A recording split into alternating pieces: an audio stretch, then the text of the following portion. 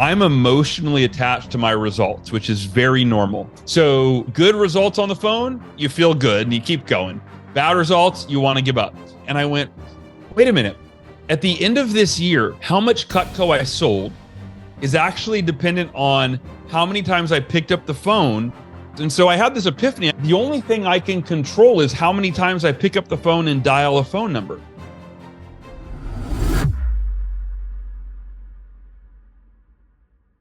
Hal, it is 7.5 years later. You're back on the Learning Leader Show. Welcome, man. Dude, thanks for having me. And I think I say we don't wait that's a long time. Too long.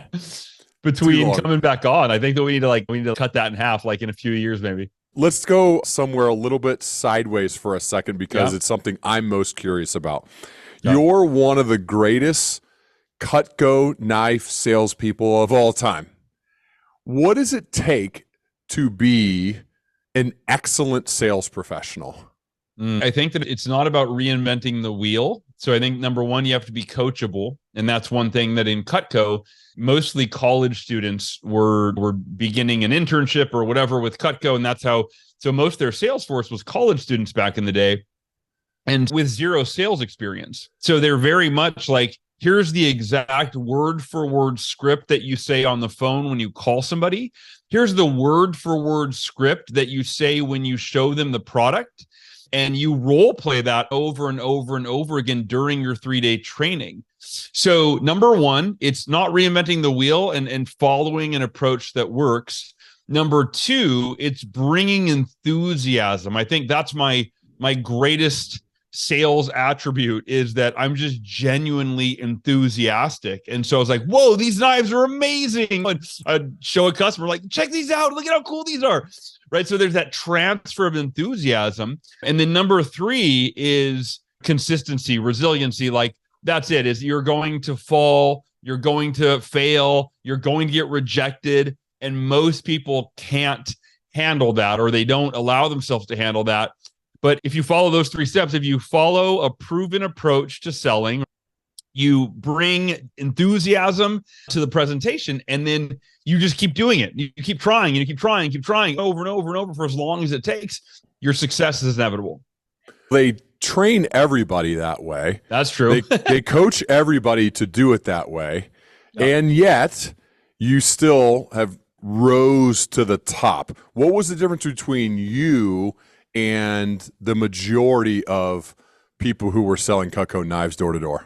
Yeah, so it might be step 2 and 3, right? Like the enthusiasm, the personality that I brought to the presentation. And it's just, there's more than enthusiasm. I would say it's just how you show up, right? Showing up with love and intention and energy and genuinely caring about the customer across from you and being enthusiastic, right? So that's the piece of how like my average order size was higher than most salespeople or most of my peers. My average referral percentage, that's probably the biggest thing, is I got 2-3 times as many referrals from a higher percentage of customers because people really enjoyed the time they spent with me. And then that third piece, so that's like the quality, if you will, of like how good you can do at your job. But then that third piece is just that sticking with it. And I know there are salespeople that I'm friends with where they actually did not have a fast start. They were not very good for an extended period of time, but they just kept with it. It might have taken them like a year. And then they finally figured it out. Now I have one friend in particular I'm thinking about. He's been with Cutco.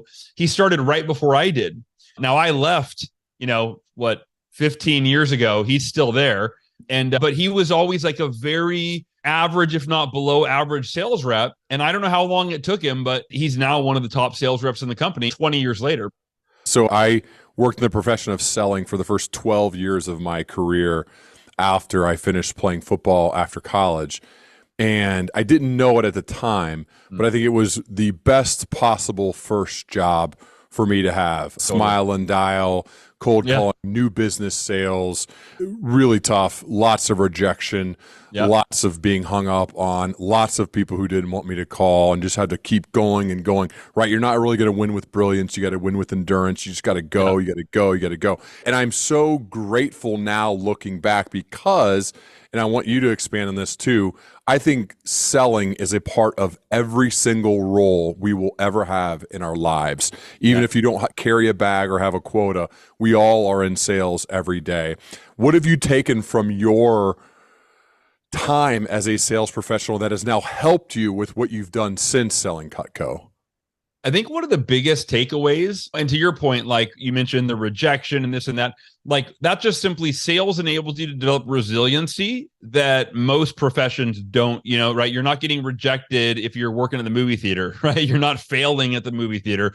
So in sales, it's a microcosm for life's adversity at an amplified and an accelerated pace, right? So occasionally the average person gets rejected, occasionally they fail. But when you have it happen every single day and then you don't do what feels right, which is giving up, which is why that's the answer to your question. Why do most salespeople not do well? Because it's a difficult profession and they give up before they give themselves a chance to actually see what's possible for them. But the greatest lesson, one of the greatest lessons I learned is it's what I call the power of the process. And I created this while I was at Cutco. I was going through a period where I was in like a slump, not selling for a few weeks, not getting good results.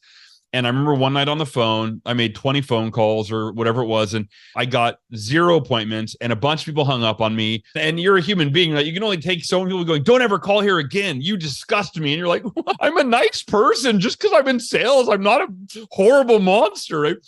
And I remember I got off at my last call. I was like, dude, I can't do this anymore. Like, I just want to go get a regular job where I clock in, clock out. And then that night, as I was falling asleep, I had this epiphany. And I went, okay, wait a minute. I'm emotionally attached to my results, which is very normal. Human beings are emotionally attached to their results. So good results on the phone, you feel good and you keep going. Bad results, you want to give up. Good results on the sales week. I had so many bad results that it was compounding. And I went, wait a minute. At the end of this year, how much Cutco I sold is actually dependent on how many times I picked up the phone and dialed a phone number. Let me give you a simple math equation, right? 100 calls will equal X amount of sales. 200 calls will equal double that amount of sales, right? Very simple. Now, the particulars of, oh yeah, but this was a bad day, this was a bad week, this was a bad phone session. If you zoom out, none of that really matters. And so I had this epiphany. I go, well, wait a minute. The only thing I can control is how many times I pick up the phone and dial a phone number. And at the end of the year, how much I sold will be determined by how many times I picked up a phone and dialed a phone number. If I 2x my calls, I'll 2x my sales. And it was like this head scratching. Is it really that simple? So I went, okay, I got a new goal. Instead of setting sales goals every week, I'm just going to commit to making X number of phone calls each day, 5 days a week, regardless of my results. And if someone hangs up on me on the phone and says, don't ever call here again, click, I'm going to smile and go, that was the fastest call I could have made. Cool. I'm that much closer to my 20 calls for the day. And so I started that process, and literally it completely changed my psychology, where when people went, instead of when they hung up on me, I just was like, great, fast call, and on to the next. And I made my 20 calls, and it didn't matter if I scheduled 3 appointments or 0 appointments or 7 appointments, because I was in it for the long run. I wasn't worried about that phone time session, because I knew if I zoomed out, it would all average out. And so what was crazy is my sales manager hated it. He go, what's your goal for the week? I'm like, I'm going to make 100 calls this week. He's like, no, but what can I put you down? What can I count on you to sell? I'm like, we'll see what that averages out to. It'll probably be different every week. And he's like, it drove him crazy. But here's the crazy part. There were roughly 60,000 sales reps in the Cutco company at that time.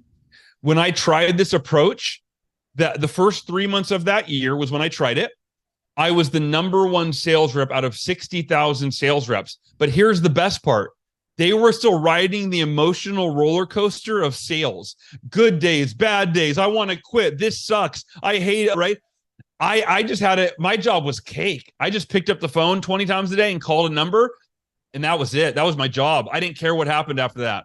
And then I brought my best to the appointments, of course. But it's amazing, right? So it completely shifted the psychology, enjoyed my job, wasn't stressed, didn't care about the rejection at all, and became the number 1 sales rep with the easiest job of anybody else that I was competing against. We're talking about process based goals versus results based goals. Yeah. Think about your life now. Do you set similar goals that are just focused almost purely on the process, divorcing yourself from the result? How do you approach it? And let's go beyond sales. Welcome to use any example you want, but how do you set these types of goals for what you're doing now? For example, I'll use one really simple example is work. I used to have workout goals of I want to put on 10 pounds of muscle. I want to get body. Dude, I just work out 5 days a week. I don't care what happens. I don't measure it. I don't step on the scale. I don't care. Like I'm just in it for the effort, right? Like for the process. When I was writing my books, it was like my daily process. I'm committed to writing for X amount of hours a day or 1 hour a day, 5 days a week, no matter what. And then occasionally I would do like, I'm committed to like the 20 calls. I'm committed to writing 1,000 words a day, no matter what. And a friend of mine who's an author gave me a little tip. He said the problem is most authors edit while they write, and so they don't write very much. And I could totally relate. I'm like, oh yeah, that's what I do, man. I'll spend an hour massaging a paragraph. And he said, you'll never get your book done that way. So he said, turn the brightness completely off on your computer screen, set a timer for 30 minutes or an hour, or whatever it is. You can't see what you're writing and you're making mistakes, but you just have to keep going. And then you go back and edit later. So that's just committed to the process of I'm going to just keep typing for an hour and I can't even go back and edit. And so that was really helpful to make progress on my book. Let's get into Miracle Morning. When we talked about this years ago, this was like a newer thing. Yeah. Now it is talked about so much that I think people are almost sick of it. And you know what I mean? And I'm curious though, like, and you started this movement, dude, which is insane. And now it is just everywhere. What's it been like for you going on this journey of Miracle Morning, one of the first guys, if not the first guy who's really focused on this, and now the entire world, what's your morning routine? What's your morning routine? Everybody's asking the question. What's that ride been like for you? Yeah, it's surreal, and it's also, in full transparency, this might sound weird to say. When I was in my 20s, I did a lot of work around disassociating myself from my ego. Right. Read a lot of Eckhart Tolle and Ken Wilber and Andrew Cohen, these like enlightenment authors, if you will. Right. And I really got present to, oh, man, I've been living for my ego. Like my ego has gotten me this far, but I want to transcend my ego. I want to live beyond it. I want to come from a place of a spiritual connection to purpose and God and all of these things. And not because I want the coolest car or make the most money or be the best or any of that. And so that work I did before Miracle Morning. And so I almost have some people, you might even say an unhealthy disassociation from my ego, where I actually have trouble feeling great about what I've done, if that makes sense. Here's a good example. I have a friend that I went to high school with, Brian, and he was at an event with me, and these people were coming up and they were like, you changed my life, Hal. Your book changed my life. And they walked away, and he from a place of ego was like, dude, that must be amazing. Like, that must be so cool. I'm like, I appreciate it. It feels good, but I almost try to be more in their shoes, and I don't feel cool for it. I just try to understand, wow, what is that like for them? And how amazing that they got to have that transformation. And so, so it's really weird. Like I don't drink alcohol very much, but sometimes if I have a beer and I get a little buzz, that's actually when I'm most connected to, like, dude, I've done some amazing stuff. Like, that's where a little bit of alcohol will bring my ego out, and I actually get to feel like, hey, great job, buddy. So it's almost an area of improvement where I like have to work on really feeling proud of myself, if you will. I don't know if that's the right word, but for the work I've done. But it's just been amazing to see. I just feel called. I feel like it's not about me. This is not about me. This is a mission that God put in my life. It's bigger than me. I'm just doing the best I can to keep sharing the Miracle Morning and forwarding the mission, because I see it. Here's the last thing I'll say. Millions of people have read the book, and on Amazon alone, there's 32,000 reviews. And so many of them are like, this saved my life. This changed my life. So where I come from every day is I have a responsibility to share this with as many people as I possibly can for as long as I possibly can. That's it. So it's not about me. It's not about the recognition. It's not about that. It's about, I just feel like I have to do this. I'm supposed to do this. And it's what I was put on earth to do. Let's dig into it for a second, because I don't want to make any assumptions. I want to go through the SAVERS acronym again. I think it's worthwhile. It's been a while since we've talked about it. And for the people who haven't heard of this and haven't implemented it, this could change lives. So can you walk through SAVERS and what that means to you and what that could mean for somebody else if right now their current morning routine is like wake up, hit snooze, try to take care of the kids, wander their way to work, whatever it may be. Let's get practical now. Yeah. So let me answer this in a sentence. Earlier today, my team, we were on a call and they're like, how would you answer what the miracle morning is in a sentence? So this is perfect timing because I just answered that. I said, the miracle morning is a 6-step morning ritual that can be done in as little as 6 minutes a day that sets you up to be at your best first thing in the morning in a peak state so you can win the day, right? And even if you're not a morning person, that's an important caveat because the majority of people that do the miracle morning every day, roughly 72%, have said that they were not a morning person before they read the book. So it's an important piece of it. Was like when I wrote the book, it was holding someone's hand of like, if you've never been a morning person your entire life and you don't even want to become one, I get it. Neither was I.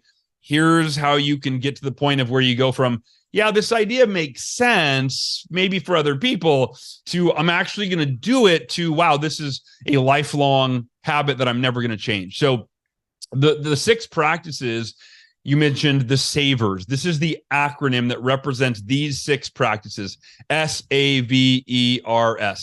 The first S is for silence. That is your meditation or your prayer time. It's starting the day with creating that mental and space for you to calm your nervous system, get centered. And usually that's where your best ideas emerge, right? When you ask Ray Dalio, billionaire, his number one key to his financial success, he says it's his daily meditation practice. The A in SAVERS is for affirmations. Now, affirmations, I believe, are the most effective form of personal development. They're my favorite form of the SAVERS, or favorite practice. I think they also have the worst reputation, like they have a bad rap, because affirmations, the way they've been taught to us is usually in a very ineffective way, cheesy, inauthentic. For example, one of 2 problems with the way you've probably heard affirmations. Number 1 is we're taught to lie to ourselves, and say something that we don't believe is true, but we wish were true. Such as, if you're struggling financially, some well-meaning self-help guru may have told you, just tell yourself, I am wealthy, right? Like, just say it, and eventually you'll believe it. The problem is the truth will always prevail. If you state something as if it were true and you don't actually believe it, you are creating an unhealthy internal conflict, right? If you're struggling financially and you go, I am wealthy, your subconscious is like, no, you're not. Right now you're fighting yourself, like, shut up, I'm doing my affirmations. So the truth will always prevail. Lying is never the optimal strategy. The second problem is we're taught to use this flowery passive language that produces a almost magical result without any effort on our part. Example, I am a money magnet. Money flows to me effortlessly and in abundance. Like, that's a very popular affirmation that has somehow, some way stood the test of time, but it's delusional. Like, you're not a money magnet. That's not even a thing, right? The odds of you attracting financial wealth and prosperity by just sitting on the couch affirming that you're a magnet are very unlikely, right? I'm not saying it's never happened, but it's highly unlikely. Now, the reason I think people like that formula is because they're like, if they look at their bank balance on their phone, on their bank, and they're like, oh my God, I'm in the red. Oh, I need to do I'm stressed. I need my affirmations. I am a money magnet. They're like, oh yeah, that feels better.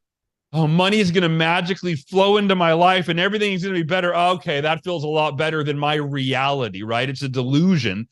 Here are 3 quick steps to produce affirmations that are practical, actionable, rooted in truth, and results oriented. Step 1, affirm what you're committed to. I am committed to blank no matter what. There's no other option, right? In your life, you don't get what you want because you want it. You only get what you are fully committed to.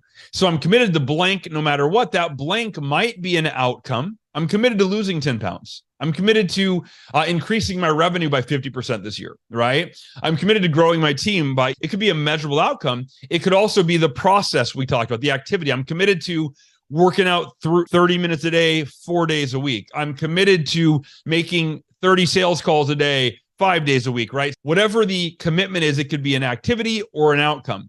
Step 2, affirm why it's a must for you. Affirm why it is a must for you. What are the reasons that is a commitment that you're willing to make and willing to do whatever it takes to achieve? So for me, that's usually 2, 3, 4, 5 bullet points. So I'm committed because how's it going to affect me? How's it going to affect my family? Like, what are the biggest benefits of that commitment becoming a reality? And then step 3, which specific actions will you take and when? Affirm which specific actions you will take and when you will take those actions that will virtually ensure that you are moving closer and closer to that commitment that you've made. And I'll give you a quick example of how I applied this when I had cancer. Now, before I give you the example, I use this formula in every area of my life. I have, as a dad, I affirm what I'm committed to, why it's a must for me, and which specific actions I'll take and when. I do that as a husband. I do it in my business. I do it in my fitness. Every aspect of my life follows that formula. When I had cancer 6 years ago, I was diagnosed with a rare, aggressive form of cancer, and I was given a 20 to 30% chance of surviving. I'm going to give this example because this shows you how powerful this is. I started out being very afraid that I was going to die. Again, I only had a 20 to 30% chance of surviving, which the opposite of that means I had a 70 to 80% chance of dying. Now, I had a 7-year-old daughter and a 4-year-old son. So being a dad, a parent, being told you're probably going to die. And when I went in the hospital, my heart was failing, my lungs were failing, and my kidneys were failing. So this cancer, it shuts your organs down. And I was already on death's doorway. And I was afraid. I thought, man, I'm an optimist, but what if I do everything right and I still die? There was a lot of what if. And then I realized, okay, fear is not serving me, right? And you can apply this to fear of your financial goals with the economy right now, you name it. For me, it was the ultimate fear of like, I'm going to die and leave my kids without a dad. So I followed these 3 steps for my affirmations formula.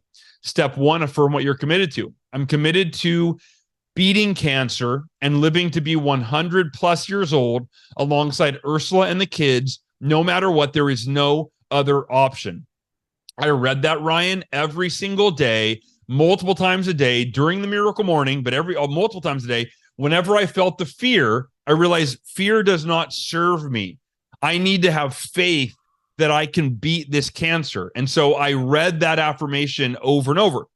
Step 2, why it's a must for you. I'm committed to beating cancer for Ursula because I promised her forever and a day. I'm committed to beating cancer for Sophia and Halston, my kids, because they need their daddy's love, guidance, and leadership, and I want to watch them grow up. Number 3, I'm committed to beating cancer for my mom and dad because they already lost a child. My sister died when I was younger, and they don't deserve to lose another one. Number 4, I'm committed to beating cancer for myself because I deserve to live a long, happy, healthy life. And number 5, I'm committed to beating cancer for the millions of people who are themselves battling cancer or some other disease and may not be blessed with the knowledge and resources that I have. And it's my responsibility to figure out how to beat my cancer so that I can help them on their healing journey. Those 5 reasons, those were my must. They were so compelling, Ryan, that I was willing to do whatever it takes. And when I was sick from chemo, when I was exhausted, when I didn't want to do it anymore, those 5 reasons were the fuel that enabled me to keep moving forward.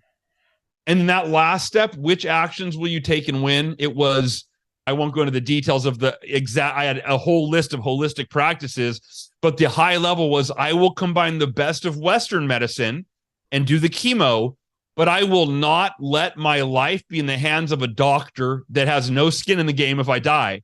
I will take 100% responsibility for relentlessly researching the best holistic protocols and practices to cure myself of cancer and do that in conjunction with Western medicine. I believe that affirmation literally saved my life. Wow. Thank you for sharing. I remember following along how your post, Ursula's post, and it was just heartbreaking. I'm like, this is the guy, like the Miracle Morning guy is going to die. I remember saying that, and it was just devastating. And so I remember Ursula's post actually, like, I think when you were cleared or whatever, remission, I don't know exactly. And it was like an emotional day. And I don't know you that well, but I was like living it through you, man. I didn't know all of that went into it though. And that combination of, yeah, I'm going to do what I got to do here with the doctors, but I'm also not just going to leave it in somebody else's hands. I'm going to take ownership both for the affirmations as well as like studying and research and whatever it's going to take. That is wild, man. Yeah. Thank you. Yeah. I remember that it was a selfie video that Ursula recorded. We got the news that I was officially cancer free, and yeah, man, it was. How are you now? How are you feeling now? Good, man. It's been, what are we at? 6-7 years out from when I was diagnosed, and when I stopped chemo was May of 2020. So it's been over 3 years since I stopped chemo, and that's really what I don't count when they called me in remission because I was still poisoning my body with chemotherapy, right? Which that's a whole nother topic. But anyway, so 3.5 years out without any chemo. And there's definitely, I did 650 hours of chemotherapy. So it wrecks your body, man. My bones density, there's all sorts of health issues that I'm the healthiest I've ever been in terms of how I live my life. But I have just lingering and lasting damage that was done by the chemo that I'll have to deal with the rest of my life. Oh my goodness. Okay. So A is affirmations. Let's go to V. The V is for visualization. And I'll just start by saying that the world's greatest athletes, almost all of them swear by visualization. Now, the way they use visualization is very different than how most business people use visualization, or just the average person uses it the way they've been taught by these, again, meaning self-help gurus. Like, make a vision board, right? Just see the end result. So it's compelling. There's value to that, but it's only half of the equation, if you will. To me, it's one step out of 2 steps, the second being more important. Here's what I mean. Step 1, visualize the end result. See what it's going to see or what it's going to look like when you finally achieve what you're working towards. Feel what that's going to feel like while you see it. The benefit in that is that will drive you, that will compel you emotionally to want to make that vision a reality. However, if that's all you do, it can be counterproductive because you can trick your brain into thinking that outcome is a foregone conclusion, independent of any effort by you, because you just keep seeing it. So your brain thinks it's going to happen, but it's not without you doing the thing that's going to get you there. So the second step in effective visualization is visualize yourself doing the activity that you need to do today, putting yourself in a peak mental and emotional state. So, for example, I hated running. I really still hate running, but I ran a 52-mile ultra marathon after I did the Miracle Morning because I was asking myself, what's level 10 success in every area of my life? And that's how my Miracle Morning was designed around.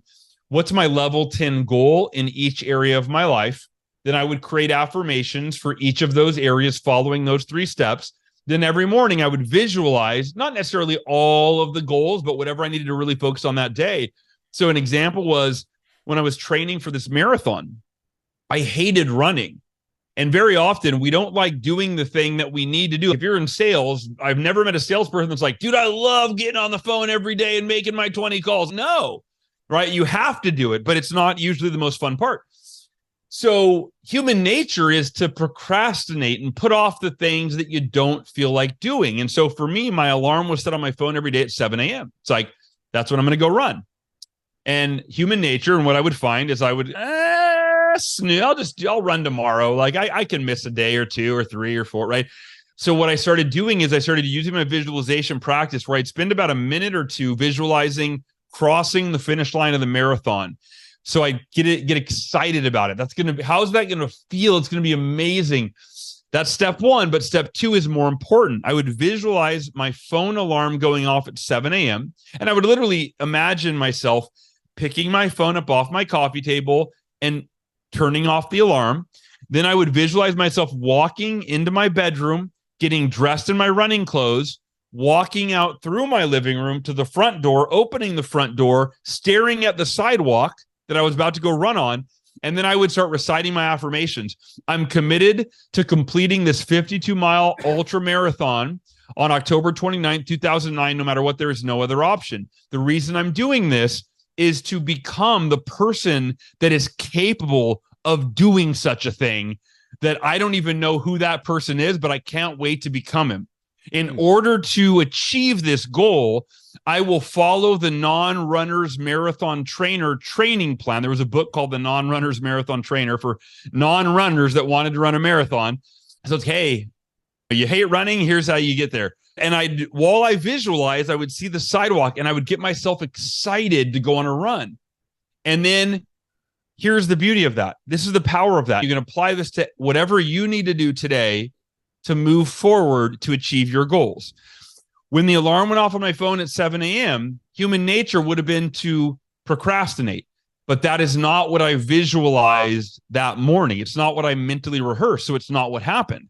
Almost like I was a robot. When you visualize in this way, you're programming your subconscious mind to do the thing and feel the feelings that you're visualizing. So I got up, went in my bedroom, got dressed, went out the door, opened the door, got flooded with positive emotions as I saw the sidewalk, and went for my run.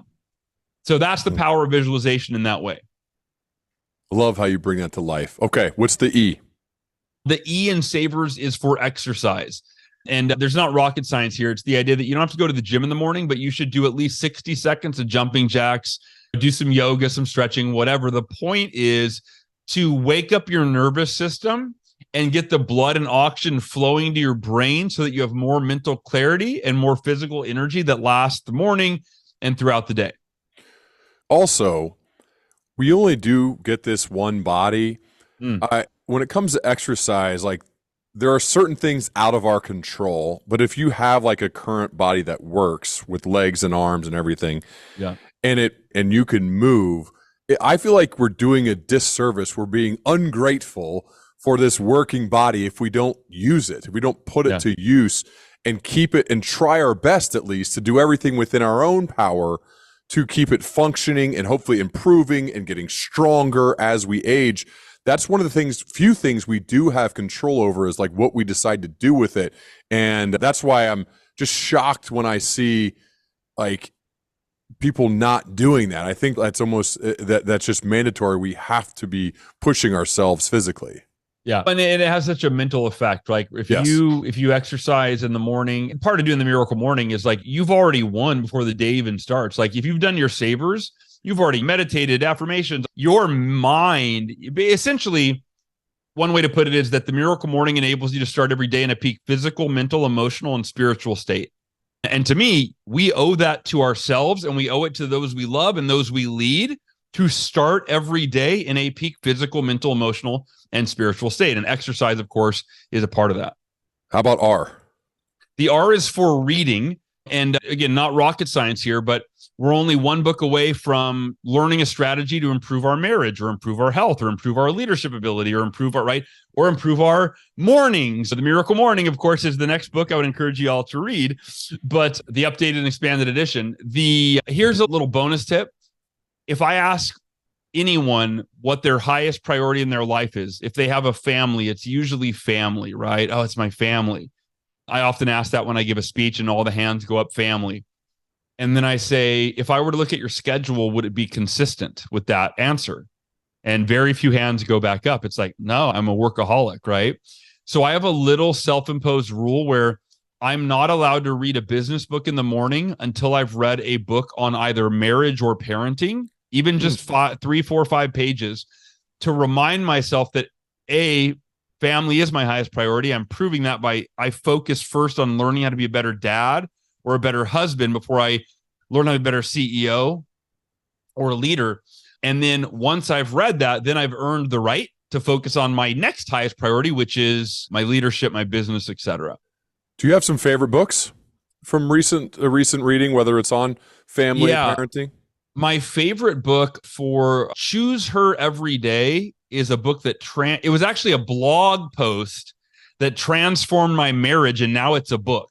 It's by Brian Reeves. Choose her every day. And it doesn't matter if you're a man or a woman, it applies. And then as a dad, the book Strong Fathers, Strong Daughters by Meg, can't think of her last name, but that's one of my favorite books of all time. Gotcha. And she has one called Boys Should Be Boys for the son relationship, but Strong Fathers, Strong Daughters was one of my favorites. Choose her every day. Good books. Okay. How about the S? The final S is for scribing. Scribing is a fancy word for writing or journaling, but the J or W would have made the acronym awkward, right? And this is the magic of putting pen to paper, of getting a thought out of your head and putting it in front of you. And that's done in two different powerful ways to do that. Number one is getting stressful thoughts out of your head and putting it on paper. So there's three things that I scribe when I write. It's number one, is there anything that I need to let go of? Like anything that's been stressing me out, that I'm feeling angry or frustrated about, that I need to get out of my head, put it on paper so I can disassociate a little bit and realize I'm not that thing. I don't have to let that stress overwhelm me. I don't have to embody that emotional turmoil. I can get it out of my head, put it on paper and go, okay, there it is. I can deal with that later or now or whatever. But that's an amazing thing when you get it out of your head and on paper. Number two is, what am I grateful for? And I write down what I'm grateful for, but important piece of that, Ryan, is my hand goes on my heart and I really feel deep gratitude. It's not about just thinking it and writing it down. It's about embodying it with your body, your emotions, really feeling that gratitude so it penetrates you. And then number three is I look at my to-do list. I usually have 100 things on there, at least 10 or 15. And I say, okay, I have everything on my to-do list today. What's the number one most important thing that will move the needle in my life or business that I'm committed to focusing on and putting effort in today before I get to anything else on the list? Because again, human nature is to gravitate towards the easy things, the things with the least consequence, those that are within our comfort zone. But very often we procrastinate on the things that actually matter. So as I transition from my miracle morning into my workday, scribing allows me, that's like the bridge, like, okay, I just finished the miracle morning. Now it's time to transition. What's the number one thing that I need to get done before I move on to 2, 3, 4, and 5? And I want to wrap this part up by sharing, I'm going to paraphrase what Robert Kiyosaki said. So if you're listening right now, Robert Kiyosaki is the author of Rich Dad, Poor Dad. He's one of the biggest advocates. I'm so grateful. One of the biggest advocates of the Miracle Morning. I gave him a copy of the book at an event that I spoke at, that he was the headline speaker. I was his warm-up act. I didn't think he'd read it. I was a self-published author probably back when you and I did the podcast, like 2015, I think. And I got an email from his assistant 3 weeks later. She said, hey, Robert's read the Miracle Morning 3 times. And my jaw dropped right there. Like, one of my favorite authors has read my book, what? 3 times? That's crazy. And she said he's doing the Miracle Morning almost every day. It's changing his life, and he wants to have you on Rich Dad Radio. And I was just blown away. I'll be on there again tomorrow, I think. My 3rd time on tomorrow. But anyway, this is what I want to paraphrase. At the end of our interview, he said, Hal, the Miracle Morning is changing my life. And he said, it's because of the Savers. Of course, that's what the Miracle Morning, that's the engine that drives it. He said, if you were to study successful people, he goes, you'd be hard pressed to find any successful person on the planet that doesn't swear by at least one of the Savers and attribute their success to that practice. He said, maybe a lot of successful people do 2 or 3 of them. Maybe they exercise, they read, and they might have like a meditation practice. He said, but I've never heard of anyone before you wrote the Miracle Morning. I never heard of anyone that did all 6 of the most timeless, proven personal development practices of all time. And he said, if you do one of them, it'll change your life. But when you do all 6, he said, it does create miracles. You named the book correctly. He said, it's created miracles in my life. And so I love that idea that, yeah, you can do any one of the Savers and it'll be life-changing. But when you do all 6, it really does create really profound transformation in your personal and your professional life. And he wrote the foreword to the updated version. That is right. Yeah, he did write the foreword. Yeah, foreword by Robert Kiyosaki. How cool is that?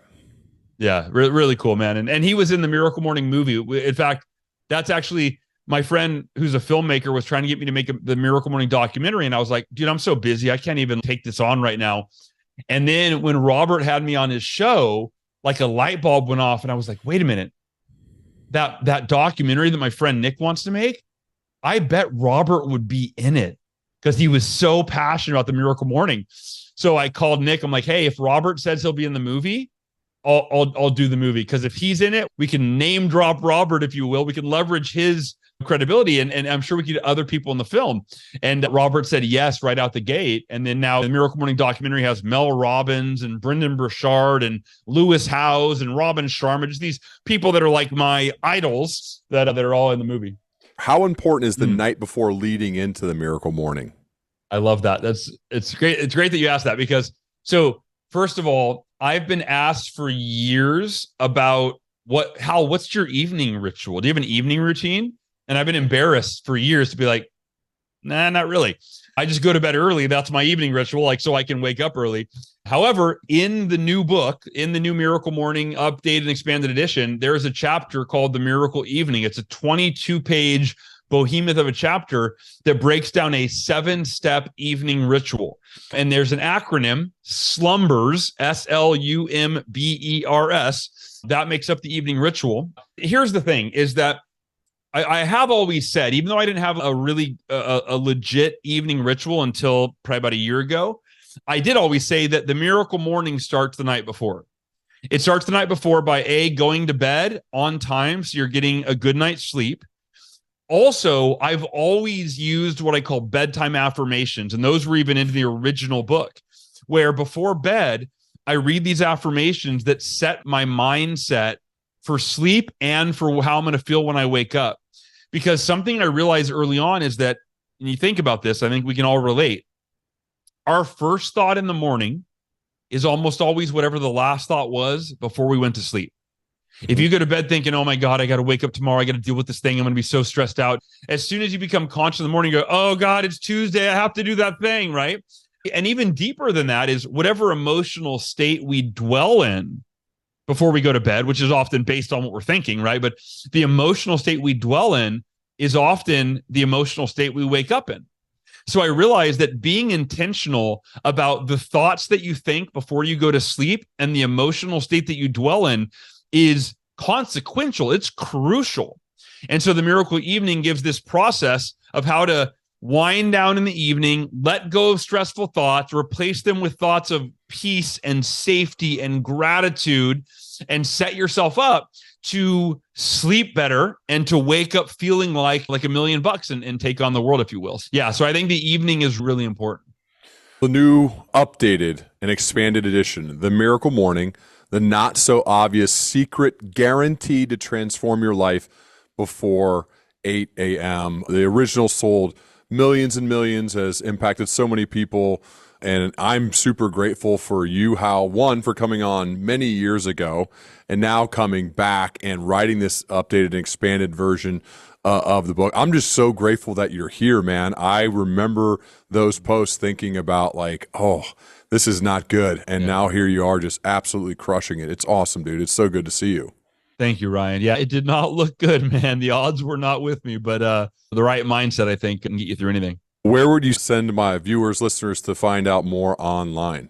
So the Miracle Morning book, you can get it wherever books are sold, Amazon, Barnes & Noble, Target, Walmart, you name it. But miraclemorning.com is the hub for everything Miracle Morning. And when I say everything Miracle Morning, I'm talking about, there are a lot of free resources.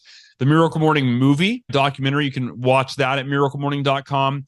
There is a Miracle Morning app, which has now over 2,000 five-star reviews. So people love the Miracle Morning app. It's for both iOS and Google. And then the Miracle Morning community is a Facebook group with 300,000 people. And then, of course, the book is, to me, that's how you're actually going to dig in, have your hand held and walk through how to transform your life one morning at a time. And you can join the millions of people that have had those great results. Love it, man. Thanks again for being here. And let's make sure we don't have as much time pass between this talk and our next one. I would love to continue our dialogue as we both progress, man. Agreed, brother. Thank you so much, Ryan. I appreciate you. Awesome, man. Thanks, Hal.